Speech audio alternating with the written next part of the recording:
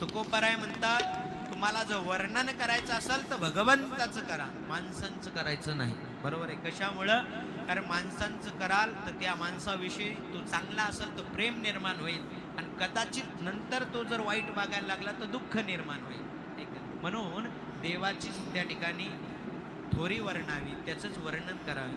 वर्णावी ती थोरी एका विठ्ठलाची, कीर्ती मानवाची सांगू नये.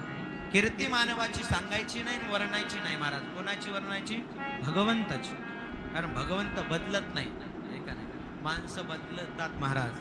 बघा, एखाद्या माणसाची आपण खूप सुंदर स्तुती केली, खूप चांगला आहे, अगदी देवासारखा माणूस आहे, आणि कदाचित जर नंतर तो बिघडला तर आपल्याला काय होईल? दुःख होईल. अरे, विनाकारण आपण त्याच्याविषयी प्रेम करत बसलो. कारण जमाना बदलणार आहे, दुनिया बदलणारी, भगवान परमात्मा बदलत नाही, तसाच राहतो त्या ठिकाणी मला. म्हणून त्याच्याशीच प्रेम केलं पाहिजे.